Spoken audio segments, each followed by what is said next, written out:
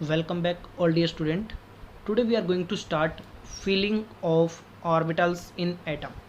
देखो ऑर्बिटल्स को हम लोग किस तरह से फिल करेंगे, किस तरह से हमें उसको अरेंजमेंट देनी है, कौन सा एनर्जी लेवल कम पे होगा, कौन सा एनर्जी लेवल ज़्यादा पे होगा, तो हमें इन सारी चीज़ों के ऊपर बात करनी है। और ऑर्बिटल्स में जब हम इलेक्ट्रॉन फिल करेंगे तो किस तरह से फिल करेंगे, ठीक है। तो filling of orbital in atoms, ये जो एक तरह से हम बात कर सकते हैं, जो टॉपिक ये है वो 3 प्रिंसिपल के ऊपर बेस्ड है। सबसे पहले मैं बात कर लेता हूँ कि वो कौन कौन से प्रिंसिपल्स हैं। सबसे पहला प्रिंसिपल है हमारे पास अबव प्रिंसिपल। कौन सा प्रिंसिपल है? Above principal.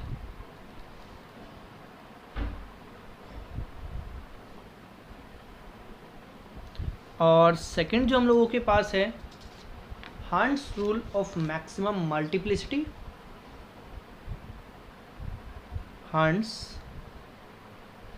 Rule of maximum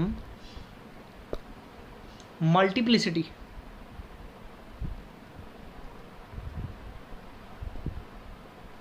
और थर्ड हम लोग बात करेंगे किस पे? पॉलीज एक्सक्लूजन प्रिंसिपल पे। पॉलीज एक्सक्लूजन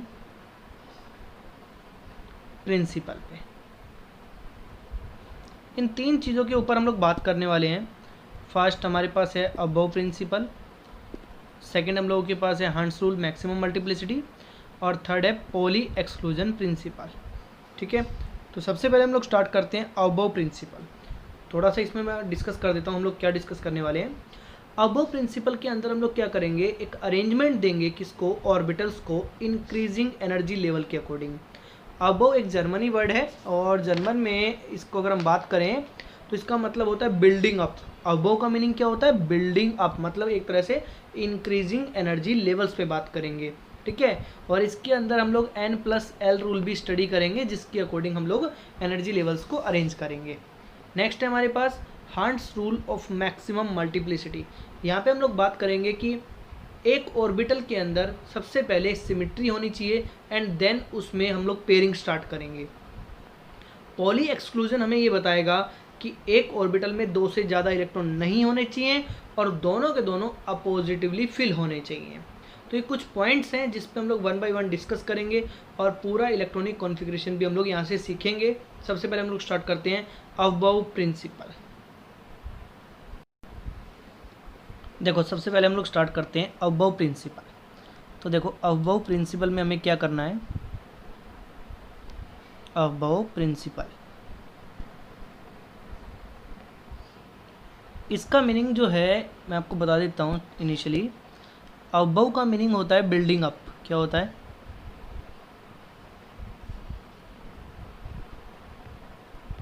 ठीक है, एक तरह से इंक्रीजिंग एनर्जी लेवल। तो इसको डिफाइन भी कर लेते हैं।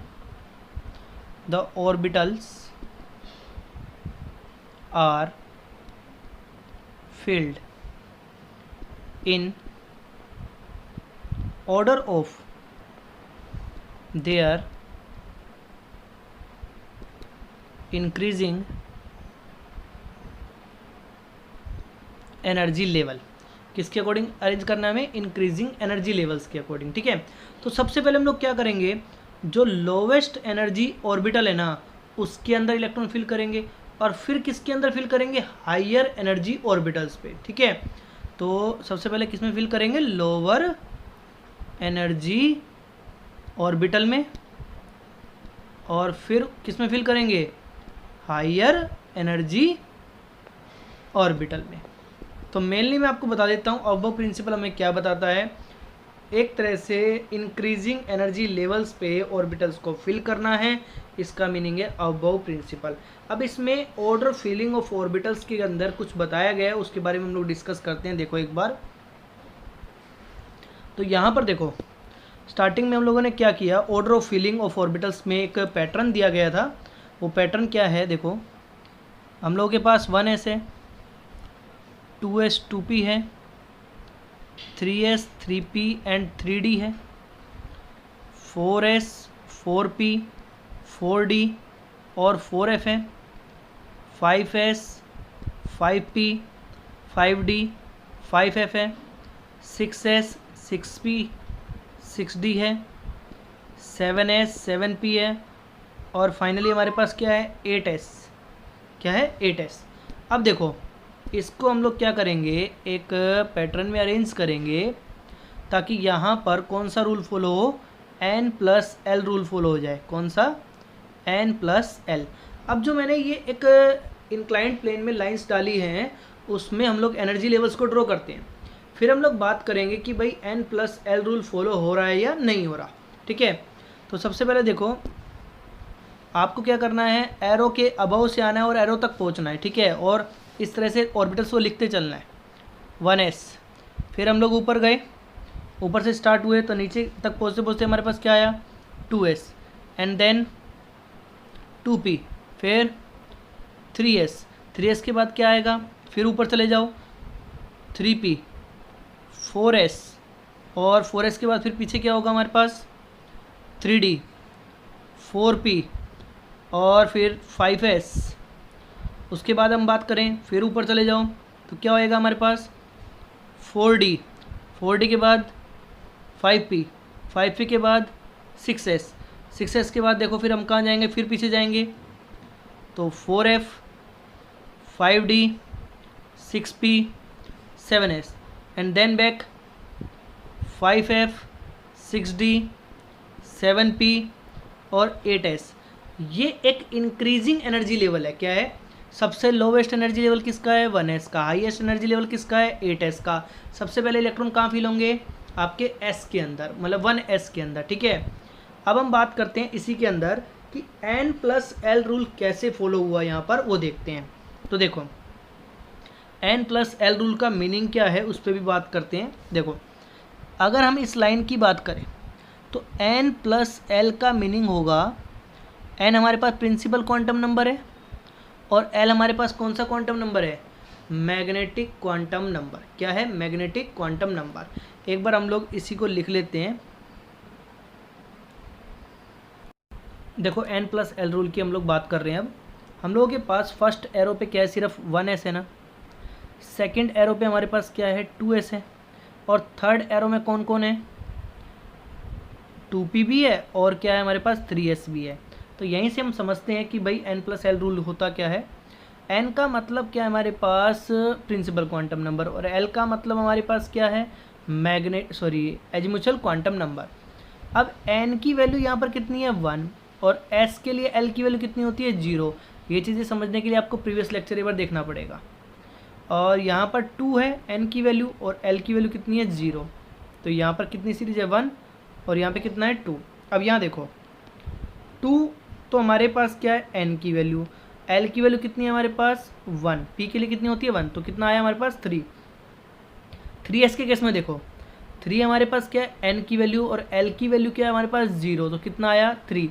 तो दोनों का अगर 3 आया ना, दोनों का अगर आपके पास 3 आ रहा है तो समझ लो ये एक ही एनर्जी लेवल पे रहेंगे, 2P एंड 3S। ये एक ही सर्कुल इसमें आ रहे हैं। देखो आप देख रहे हो इसके अंदर एक ही पोर्शन में आ रहे हैं। अब देखो हम लोग बात करें भाई 3P और 4S को हमने एक ही एरो पे क्यों लिया, ये भी N+L रूल है। भाई 3P की बात करें तो 3P में क्या होगा, N तो है 3 और L कितना है 1, तो कितना आया 4। सिमिलरली हम बात कर रहे हैं किस पे 4S पे, N कितना है 4 और L कितना है 0। S के लिए L कितना होता है 0, तो 4 आया। तो यहाँ पर दोनों वैल्यू क्या है सेम। तो जहाँ पर N+L की वैल्यू सेम रहेगी वो सेम एनर्जी लेवल पे एग्जिस्ट करेंगे। ठीक है, अब क्या किया गया भाई, इसको इंक्रीजिंग एनर्जी लेवल्स पे ऑर्बिटल्स के अकॉर्डिंग अरेंज किया गया। सबसे पहले मैं बात ये कर रहा था कि इस एरो पे 1S क्यों लिखा, यहाँ पर 2S क्या है, यहाँ पे 2 ऑर्बिटल क्यों है, यहाँ 2 क्यों है, और यहाँ पर 3 क्यों है, और यहाँ पे 1 2 3 क्यों है, या 1 2 3 4 क्यों है। ये सारी लाइनें कौन सा रूल फॉलो कर रही हैं, N+L rule. It means N और L का जो सम है ना वो इन सभी का क्या रहेगा सेम। कौन सी, जो भी एक पर्टिकुलर एक्सिस पे हैं या पर्टिकुलर लाइन के ऊपर जो हैं उन सभी की वैल्यू क्या रहेगी सेम।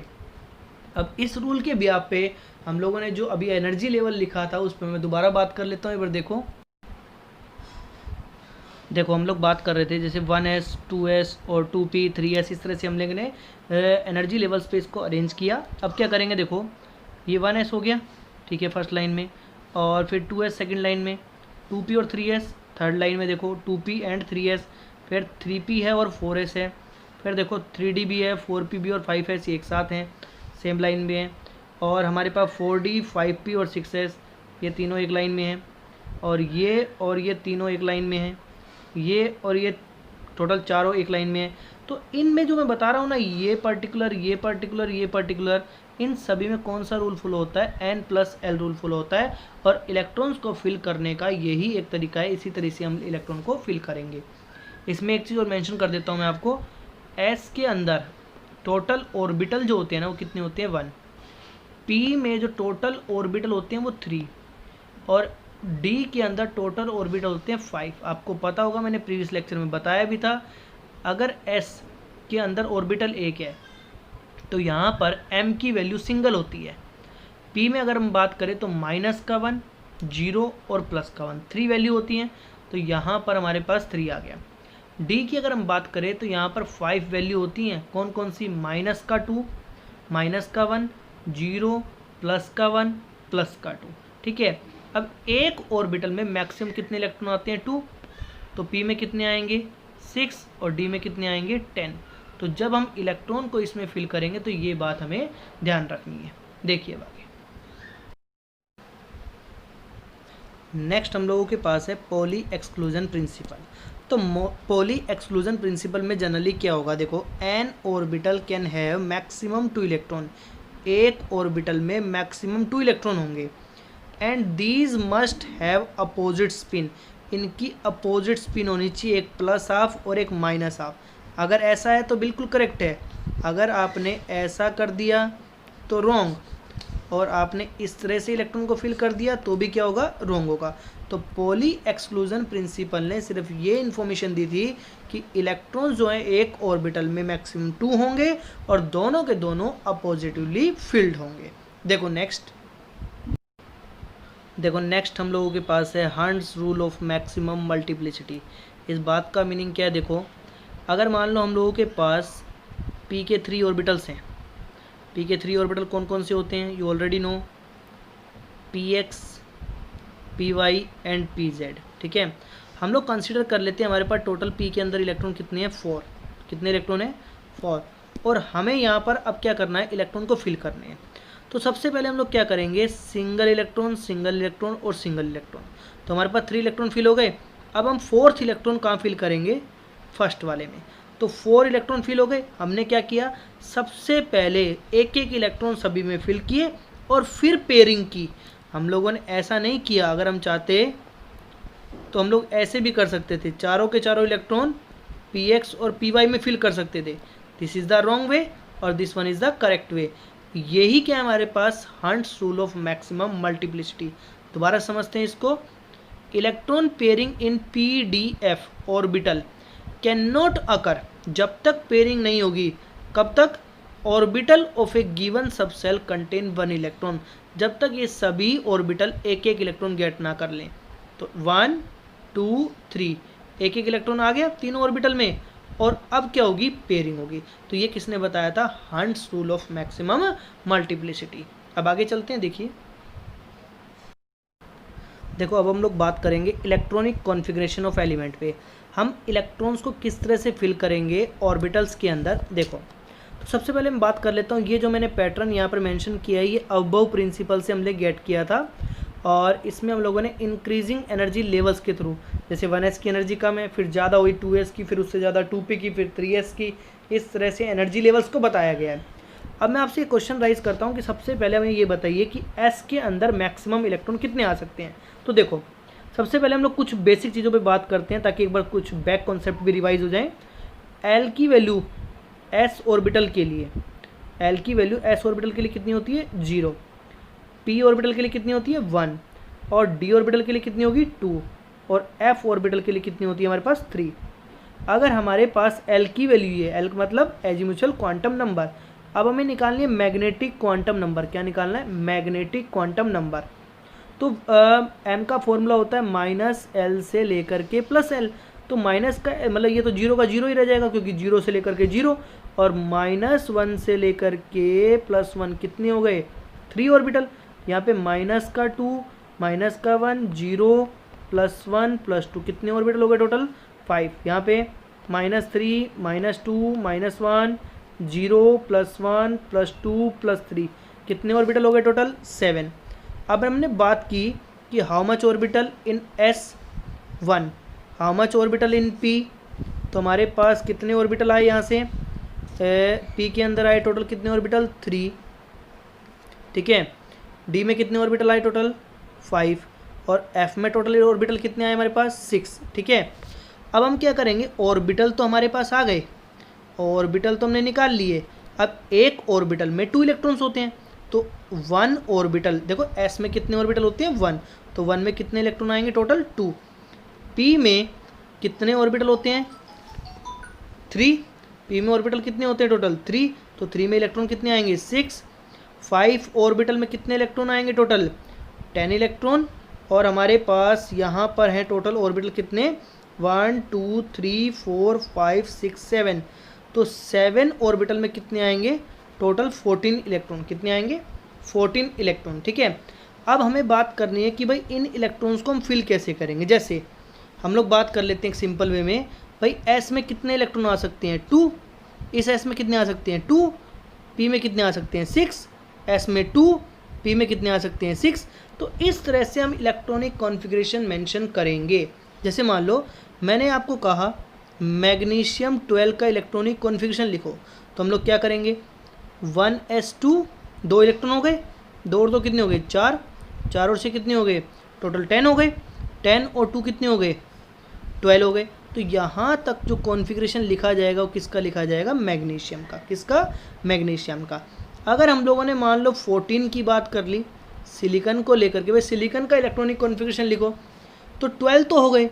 अब यहाँ पर आने तो 6 चाहिए, लेकिन हमारे पास है कितने सिर्फ 14, तो 2 जो बचे हैं वो कहाँ फिल कर देंगे हम P ऑर्बिटल के अंदर, ठीक है। तो यहाँ से किसका आ जाएगा 14 का आ जाएगा। तो कुछ क्वेश्चंस के साथ चलते हैं इलेक्ट्रॉनिक कॉन्फ़िगरेशन के। देखिए देखो कुछ सिंपल इलेक्ट्रॉनिक कॉन्फ़िगरेशन पहले हम पढ़ते हैं। सबसे पहले मैं बात कर रहा हूँ हाइड्रोजन को लेकर के, ठीक है। तो हाइड्रोजन में आप सभी को पता है कि कितने इलेक्ट्रॉन्स होते हैं, टोटल 1 इलेक्ट्रॉन होते हैं, ठीक है। और इलेक्ट्रॉनिक कॉन्फ़िगरेशन की हम बात करें तो 1s में 2 इलेक्ट्रॉन आ सकते हैं, बट हमारे पास है कितने 1, तो यहाँ पे क्या आएगा 1s1, क्या आ जाएगा 1s1 आ जाएगा, ठीक है। अब हमें इसको प्रेजेंट करना है एक तरह से ऑर्बिटल की फॉर्म में। तो s का जो ऑर्बिटल होते हैं टोटल कितने ऑर्बिटल होते हैं 1, इलेक्ट्रॉन कितने हमारे पास सिंगल, तो सिंगल इलेक्ट्रॉन को हम फिल कर देंगे। सिमिलरली हम बात करें किसके लिए हीलियम के लिए, तो कितने इलेक्ट्रॉन होते हैं 2, यहाँ पर क्या आएगा हमारे पास 1s2, इसको प्रेजेंट कैसे करेंगे हम 1 and 2 according to Pauli exclusion principle, एक अबव और एक बिलो, 2 अपोजिट स्पिन होंगे और 2 से ज़्यादा नहीं होंगे। अब हम बात कर ले लिथियम को लेकर के, तो लिथियम में कितने होते हैं 3, तो फर्स्ट सेल में 2, फिर नेक्स्ट सेल हमारे पास क्या है 2s, तो कितने इलेक्ट्रॉन बच गए हमारे पास 1, और 3 इलेक्ट्रॉन्स को अगर फिल करना है तो क्या होगा 2 तो हो गए हमारे पास 1s में, और 1 हम लोग कहाँ फिल करेंगे 2s के अंदर, ठीक है। इसी तरह से बेरिलियम की बात करें तो 4 होते हैं, 4 में क्या होगा 1s2 2s2, कैसे प्रेजेंट करेंगे 2 और 2 कितने हो गए 4, इस तरह से हम लोग प्रेजेंट कर सकते हैं। बोरोन का देखो, बोरोन में हमारे पास कितने हैं 5, 1s2 2s2, इसके बाद आता है 2p ऑर्बिटल, तो 2p में कितने फिल होंगे 1, क्योंकि हमारे पास है ही 1, 4 इलेक्ट्रॉन तो यहाँ फिल हो गए। अब क्या आएगा 2 और 2 कितने हो गए 4, हमारे पास कितना बच गया 1 इलेक्ट्रॉन, तो हम 1 इलेक्ट्रॉन यहाँ पे रख देंगे, ठीक है। तो हमारे पास रिजल्टेंट क्या आया 1s2 2s2 और 2p1, क्या हो जाएगा 2p1, ठीक है। इस तरह से हम इलेक्ट्रॉनिक कॉन्फ़िगरेशन कर सकते हैं, चाहें जिसका कर सकते हैं, और जितना भी एटॉमिक नंबर से हमसे पूछा जाएगा, हम लोगों ने एक अबव प्रिंसिपल की एक इंक्रीजिंग एनर्जी लेवल बनाया था, उसमें हम लोग इलेक्ट्रॉन फिल करते जाएंगे और आंसर्स फाइंड आउट करते जाएंगे। तो देखिए अब देखो इसके अंदर हमें जिसका भी इलेक्ट्रॉनिक कॉन्फ़िगरेशन लिखना है ना हम बहुत ईजिली लिख सकते हैं। जैसे हमें किसी ने कहा भाई 11 का आप इलेक्ट्रॉनिक कॉन्फ़िगरेशन लिखो सोडियम का, ठीक है। तो हमें क्या करना है, जैसे सबसे पहले 1s ले लेंगे, 2 इलेक्ट्रॉन्स आ गए, फिर 2s ले लेंगे, 2 इलेक्ट्रॉन्स और आ गए, फिर 2p हो गए, टोटल 6 कर देंगे, टोटल कितने हो चुके 10। अब कितने बचे हमारे पास सिर्फ 1, तो तो नेक्स्ट वाले ऑर्बिटल में कितने इलेक्ट्रॉन हो जाएंगे 1। मान लो किसी ने कह दिया हमें 30 का आप इलेक्ट्रॉनिक कॉन्फिगरेशन लिखो, तो कोई प्रॉब्लम नहीं है। सबसे पहले 1s के अंदर 2, क्योंकि s के अंदर मैक्सिमम 2 होंगे और p में मैक्सिमम कितने होंगे 6। तो इस तरह से हम लोग फिल करते चले जाएंगे, ठीक है। तो अब आप देखो यहाँ तक हमारे पास कितने हो चुके हैं 18, और 18 के बाद 18 नहीं, हमारे पास हो गए हैं 20 के बाद, और ये d के अंदर कितने इलेक्ट्रॉन फिल किए जाते हैं 10, क्योंकि 5 ऑर्बिटल होंगे तो कितने इलेक्ट्रॉन फिल होंगे 10। तो इस तरह से हम 30 का भी लिख देंगे। नेक्स्ट देखो, अगर मान लो हमें कोई कहे कि 60 का लिखो तो कोई प्रॉब्लम नहीं है, इस तरह से इलेक्ट्रॉन फिल करते जाएंगे और 60 तक पहुंच जाएंगे हम लोग, ठीक है। मान लो हमें कोई कह दे किसी भी चीज़ के बारे में कह देना, मतलब जैसे 10 के लिए बोला, 15 के लिए बोला, तो हम इसमें इलेक्ट्रॉन फिल कर, जैसे 15 का देखो 2 और 2 कितने हो गए 4, 4 6 10, 10 एंड 2 कितने हो गए 12 और कितने बचे हमारे पास 3, तो यहाँ पर 3 इलेक्ट्रॉन आ जाएंगे, ठीक है। तो ये इलेक्ट्रॉनिक कॉन्फिगरेशन किसका हो गया 15 का, किसका 15 का, ठीक है। तो इस तरह से हम इलेक्ट्रॉनिक कॉन्फ़िगरेशन फिल कर सकते हैं बहुत इजीली। देखो अब हम लोग बात करेंगे कुछ एक्सेप्शनल केसेस के ऊपर। एक्सेप्शनल इलेक्ट्रॉनिक कॉन्फ़िगरेशन होते हैं वो, उनके भी कुछ रीज़न होते हैं। अगर हम बात करें तो half filled and fully field जो सिस्टम होंगे ना, मोर स्टेबल होंगे। क्या होंगे मोर स्टेबल। हम लोग एक एग्जांपल लेकर के चलते हैं इसमें। जैसे हम लोगों ने लिया क्रोमियम, क्रोमियम का एटॉमिक नंबर होता है 24, 1s2 2s2 2p6 3s2 3p6, ठीक है, और 4s2 3d4। हमारे अकॉर्डिंग ये कॉन्फ़िगरेशन आना चाहिए, बट एक्चुअल में अगर हम बात करें तो ये कॉन्फ़िगरेशन रॉन्ग है।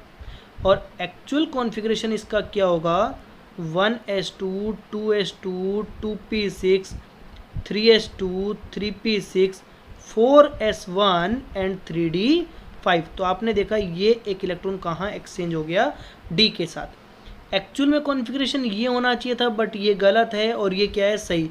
तो ये क्यों सही हुआ, क्योंकि half filled and fully filled system are more stable. तो ये किस में आते हैं एक्सेप्शनल इलेक्ट्रॉनिक कॉन्फ़िगरेशन में। अब क्वेश्चन ये बनता है कि हाफ फिल्ड फुली फिल्ड कैसे हुआ। तो आप देखो कि S में मैक्सिमम 2 इलेक्ट्रॉन आते हैं, तो 1 है तो ये क्या हुआ हाफ फिल्ड, और ये 10 आते हैं तो कितने हैं यहाँ पे 5, तो ये भी क्या हुआ हाफ फिल्ड हुआ। अब इनके हमें रीज़न बताने हैं कि हाफ फील्ड और फुली फील्ड। हमने ये तो पता लगा लिया कि हाफ फील्ड है और ये फुली फील्ड है तो ये स्टेबल है, लेकिन क्वेश्चन ये आता है कि हाफ फील्ड और फुली फील्ड सिस्टम ही क्यों स्टेबल होते हैं, बाकी में ऐसा क्या होता है। तो इसके 2 रीज़न हमारे सामने आते हैं। सबसे पहले हम लोग बात करें सिमेट्रिकल डिस्ट्रीब्यूशन। क्या होता है सिमेट्रिकल डिस्ट्रीब्यूशन ऑफ इलेक्ट्रॉन, और सेकेंडली हमारे पास बात आती है एक्सचेंज एनर्जी। क्या आती है एक्सचेंज एनर्जी। तो इन 2 पॉइंट्स के ब्याप पे हम लोग पता लगाएंगे कि हाफ फील्ड और फुली फील्ड सिस्टम क्यों स्टेबल होते हैं। याद रखना क्रोमियम का कॉन्फ़िगरेशन काफ़ी, क्रोमियम और कॉपर दोनों का ही कॉन्फ़िगरेशन काफ़ी इंपॉर्टेंट है और दोनों ही एक्सेप्शनल केस हैं। तो देखो सबसे पहले कि ये स्टेबल क्यों होते हैं, इन 2 रीज़न की वजह से। देखो इसके अंदर मेनली क्या हो रहा है भाई, हमारे पास ये एक्सपेक्टेड है, ठीक है, एक्चुअल तो कुछ और है। हमने ये एक्सपेक्ट किया भाई ये कॉन्फ़िगरेशन होना चाहिए, तो हम लोगों ने इसको एक बार ड्रॉ किया। फाइनल जो आउटर मोस्ट वाले इलेक्ट्रॉन है, डी में टोटल कितने ऑर्बिटल होते हैं 1 2 3 4, 1 2 3 4 5, और 1 इलेक्ट्रॉन 2 इलेक्ट्रॉन 3 इलेक्ट्रॉन 4 इलेक्ट्रॉन, ठीक है। तो ये हमने फिल किया। सबसे पहले हम बात कर रहे हैं सिमेट्रिकल डिस्ट्रीब्यूशन पे। सिमेट्रिकल डिस्ट्रीब्यूशन जो फैक्टर है हमारे पास, जितना ज़्यादा सिमेट्रिकल होगा उतना ज़्यादा जो इलेक्ट्रॉनिक कॉन्फ़िगरेशन वो क्या होगा स्टेबल। अब एक्चुअल में क्या है क्रोमियम का 1s2 2s2 2p6, ठीक है, और 3s2 3p6 3s2 3p6 और 4s1 और यहाँ पर आएगा 3d5। तो आप आउटर मोस्ट में देखो एक सिंगल इलेक्ट्रॉन 1 2 3 4 और 5। तो आप देख रहे हो यहाँ पर सिमेट्रिकल डिस्ट्रीब्यूशन है। सिमेट्री अगर प्रेजेंट होगी ना तो वो कंपोनेंट ज़्यादा क्या होगा स्टेबल होगा। तो ये वाला कॉन्फ़िगरेशन जो हाफ फील्ड कॉन्फ़िगरेशन है वो ज़्यादा स्टेबल क्यों हुआ? Due two symmetrical distribution. तो पहला रीज़न था सिमेट्रिकल डिस्ट्रीब्यूशन का, और दूसरे रीजन पे हम बात करेंगे एक्सचेंज एनर्जी। जितनी ज़्यादा एक्सचेंज एनर्जी होगी ना, उतना ज़्यादा कंपोनेंट या उसका कॉन्फ़िगरेशन है वो उतना ही ज़्यादा क्या होगा? स्टेबल होगा। तो देखिए अब हम बात करेंगे एक्सचेंज एनर्जी को लेकर के। मैंने क्रोमियम के दोनों कॉन्फ़िगरेशन ड्रॉ किए हैं। ये हम लोग क्या कर रहे हैं? एक्सपेक्ट कर रहे हैं, बट एक्चुअल क्या कॉन्फ़िगरेशन ये वाला। तो ये ज़्यादा स्टेबल है और ये कम स्टेबल है, तो उस पर हम लोग बात करेंगे एक्सचेंज एनर्जी की फॉर्म में। देखो ये वाला जो इलेक्ट्रॉन है वो कितनी जगह एक्सचेंज हो सकता है? 1 2 3, मतलब 1 2 3। तो फर्स्ट इलेक्ट्रॉन जो है वो कितनी जगह एक्सचेंज हो सकता है? 3।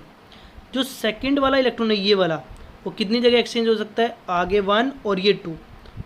और नेक्स्ट वाले की अगर हम बात करें तो सेकंड वाला है वो कितनी जगह? ओनली 1 एक्सचेंज कर सकता है। ठीक है, तो यहाँ पर एक्सचेंज कितना हुआ? टोटल 6। अब यहाँ देखो ये वाला इलेक्ट्रॉन इन चारों में एक्सचेंज कर सकता है, ये वाला इलेक्ट्रॉन इन तीनों में एक्सचेंज कर सकता है, ये वाला इलेक्ट्रॉन इन दोनों में एक्सचेंज कर सकता है, और ये वाला इलेक्ट्रॉन इसमें सिर्फ सिंगल में एक्सचेंज कर सकता है। तो इन दोनों में अगर हम बात करें तो एक्सचेंज एनर्जी किस में ज़्यादा है? सेकंड वाले कॉन्फ़िगरेशन में। तो जितनी ज़्यादा एक्सचेंज एनर्जी होगी उतना ज़्यादा कंपोनेंट क्या होगा या उसका कॉन्फ़िगरेशन क्या होगा? ज़्यादा स्टेबल होगा। तो एक्सचेंज एनर्जी के ब्याह पे भी हम बात कर सकते हैं जो half field and fully field system है ज़्यादा स्टेबल होते हैं कंपेयर टू अदर सिस्टम। तो कुछ सिस्टम्स ऐसे हैं जो एक सिंगल इलेक्ट्रॉन की ट्रांसफॉर्मेशन से एक हायर स्टेबिलिटी गेट कर लेते हैं, तो वो इलेक्ट्रॉनिक कॉन्फ़िगरेशन आ जाते हैं एक्सेप्शनल केस में। किस में? एक्सेप्शनल केस में। अब मैं आपको जो मेजर एक दो एक्सेप्शनल केस बता देता हूँ। जैसे हम लोग बात कर रहे हैं क्रोमियम की और हम लोग बात करेंगे कॉपर की, 29 और 24। तो 1s2 2s2 2p6 और 3s2 3p6 4s1 3d5। ठीक है, इसमें हम बात करें 1s2 2s2 2p6 3s2 3p6 और हमारे पास यहाँ पर क्या आएगा? 4s1 और 3d10। 29 के लिए 3d10, 24 के लिए 3d5। तो ये कुछ कॉन्फ़िगरेशन थे जो एक्सेप्शनल कॉन्फ़िगरेशन है। देखो काफ़ी सिंपल क्वेश्चन है। Find the number of unpaired electron present in phosphorus, chromium and copper. सबसे पहले हमें इनका कॉन्फ़िगरेशन ड्रॉ करना पड़ेगा, फॉस्फोरस का, क्रोमियम का और कॉपर का। 15 होंगे इसमें, 1s2 2s2 2p6 3s2। अब कितने इलेक्ट्रॉन बच गए? सिर्फ 3 ना। तो हम क्या करेंगे? 3px1 3py1 और 3pz1, क्योंकि p में 3 ऑर्बिटल होते हैं, एक एक इलेक्ट्रॉन हम लोग फिल कर देंगे। नेक्स्ट हम लोग बात करें क्रोमियम की, 1s2 2s2 2p6 3s2। ठीक है, और अभी हमने किया था 4s1 और 3d5, 4s1 और 3d5। तो देखो 1 इलेक्ट्रॉन भी अनपेड है और टोटल कितने ऑर्बिटल होते हैं यहाँ पर? 5, और सिंगल इलेक्ट्रॉन इसमें फिल है। तो 5 इलेक्ट्रॉन तो ये हो गए और 1 इलेक्ट्रॉन ये हो गए। टोटल कितने हो गए यहाँ पे अनपेड? 6। यहाँ पे कितने हो गए टोटल? 3 अनपेड। ठीक है, अब क्रोमियम की बात कर लेते हैं। 1s2 2s2 फुली फिल्ड है, 2p6 भी फुली फिल्ड है, 3s2 भी फुली फिल्ड है, 3p6 भी फुली फिल्ड है, 4s1 एक सिंगल इलेक्ट्रॉन अनपेड है और यहाँ पे 3d10। तो यहाँ पर कितने अनपेड हैं? सिर्फ सिंगल अनपेड इलेक्ट्रॉन है। ठीक है, देखो अब नेक्स्ट देखो, काफ़ी सिंपल क्वेश्चन है। क्या पूछा है इसमें? What atom are indicated by the following electronic configuration. तो देखो काउंट कर लो नंबर ऑफ इलेक्ट्रॉन कितने हैं, 2 और 2 4 प्लस में 1, तो पहले में 5 है। और आर्गन है, आर्गन क्या होता है? 18, 18 प्लस में 2 कितना हो गया? 20, 20 प्लस में 1 कितना हो गया? 21। तो 3 एटॉमिक नंबर किसका होता है? बोरोन का। किसका? बोरोन का। और 21 किसका होता है? स्कैंडियम का। किसका? स्कैंडियम का, जिसको हम SC से भी प्रेजेंट करते हैं। ठीक है, नेक्स्ट देखो इस क्वेश्चन में हमें क्या करना है बेसिकली कि इलेक्ट्रॉनिक कॉन्फ़िगरेशन ड्रा करने हैं आयंस के। तो ध्यान रखना, जब भी प्लस का चार्ज आए तो समझ लो इलेक्ट्रॉन गए, और जब भी माइनस चार्ज आए तो इलेक्ट्रॉन आ गए। तो 2 इलेक्ट्रॉन्स यहाँ से गए, यहाँ से 3 इलेक्ट्रॉन्स गए, यहाँ से 2 इलेक्ट्रॉन्स, ये 3 इलेक्ट्रॉन्स और ये 1 इलेक्ट्रॉन का एडिशन हुआ। सबसे पहले मैंने इनके इलेक्ट्रॉनिक कॉन्फ़िगरेशन लिख लिए नॉर्मल, मतलब न्यूट्रल स्टेट में। ठीक है। अब मुझे 2 इलेक्ट्रॉन्स को बाहर निकालना है, तो s ऑर्बिटल में सबसे पहले इलेक्ट्रॉन बाहर निकलते हैं, तो एक इलेक्ट्रॉन मैंने यहाँ से निकाला तो इसको 0 कर दिया। अब इसको क्या कर दूंगा मैं 9, मतलब एक इलेक्ट्रॉन यहाँ से गया, टोटल 2 इलेक्ट्रॉन्स जाने हैं ना, अब यहाँ से 3 जाएंगे, तो 3 इलेक्ट्रॉन्स कहाँ से इजेक्ट होंगे, एक तो यहाँ से जाएगा, ठीक है, सबसे पहले s में से जाएगा, सबसे पहले किस में से जाएगा, s में से, और फिर d है हमारे पास, तो d में से यहाँ पे 3 इलेक्ट्रॉन यहाँ से चले जाएंगे, मतलब 2 इलेक्ट्रॉन यहाँ से जाएंगे, तो 3d3 बच जाएगा, क्या बचेगा 3d3। अब हम 2 इलेक्ट्रॉन्स यहाँ से बात करें तो 2 इलेक्ट्रॉन्स कहाँ से निकलेंगे, s में से, किस में से निकलेंगे, s में से, ठीक है। और 3 इलेक्ट्रॉन निकालने हैं तो 2 s में से और एक कहाँ से जाएगा, d में से, सबसे पहले इलेक्ट्रॉन कहाँ से निकलेंगे, s में से। अब एक इलेक्ट्रॉन का एडिशन हुआ है तो 1 का 1 क्या हो गया, 2 हो जाएगा यहाँ पे, तो ये 1s2 हो जाएगा। तो ये कुछ क्वेश्चंस हैं, इनको डील करेंगे। Thank you all of you.